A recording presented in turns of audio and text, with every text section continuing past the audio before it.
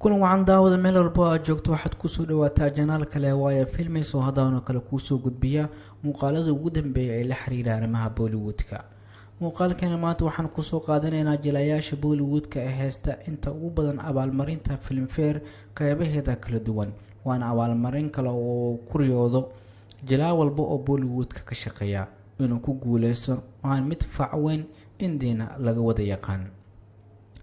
abaalmarintan dhinaca jilayaasha ugu wanaagsan waxa abaalmarinta inta ugu badan wada heesta jilayaasha Dilip Kumar iyo Shah Rukh Khan, waxaana wada heestaan min 8 jeer atooraha ugu fiican ee India ee shirkadaas bixiso. aan u dhaadhacno muuqaalkana maanta aan ku saabsan jilayaasha ugu badan ee heesta abaalmarinta Filmfare Awards.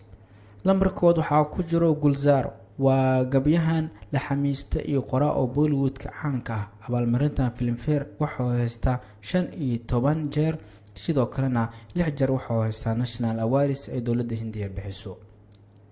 kaalinta labaad waxaa ku jira Shah Rukh Khan, waa qofka labaad ee liiskan, wuxuuna yahay jilaa u soo halgamay xirfadiisa, wuxuuna heystaa 14 jeer abaalmarintan ee Filmfare.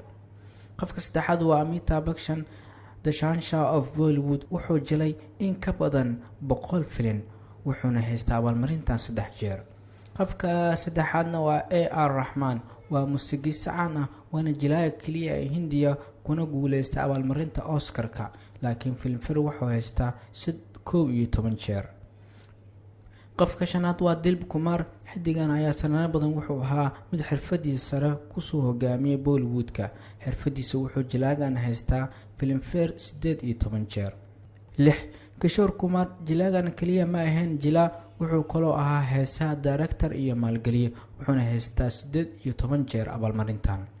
qofka toddobaad waa Shah Khan, haliyadan dheesha sameysa ayaa dhawaan geeriyootay, waxayna sameysay ilaa 2000 oo dheel laguna soo bandhigay filim heesihiisa, waxayna ku guuleystay 8 jeer abaalmarintan Filmfare. qofka sideed waa Asha Bhosle, in ka badan 1000 oo hees ayay qaaday. heesaagan waa mid ugu caansan Hindiya, waxayna haysataa 7 jeer abaalmarintan. qofka sagaalaad waa Alka Yagnik, waa heesaa weyn oo heesanimadeeda kusoo gashay iyadoo jirta 6 sano oo kaliya. xidigtan ayaa waxay aqoonsi sare ka heshay markii ay qaaday heesta Egdotin, waxayna faraq ku haysataa 7 jeer abaalmarintan Filmfare.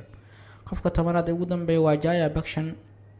Jaya waxay ku soo caanbaxday filimka Mahanagar ee soo baxay 1963, aadna way u dacyareed, waxayna maamuleysay film jelista inta aysan guursan Amitabh Bachchan, waxayna haysataa Filmfare 16 jeer. inta ayaan kusoo xireeyaa warbixintan maanta aan kaga hadlaynay xidigada ugu badan ee Bollywoodka ee heesta abaalmarinta Filmfare Awards qaybaheeda kala duwan. waad ku maasantaa daawashada. haddii markaada hore ay tahana fadlan noo subscribe garee janaalka, sidoo kalena asxaabta la wadaag.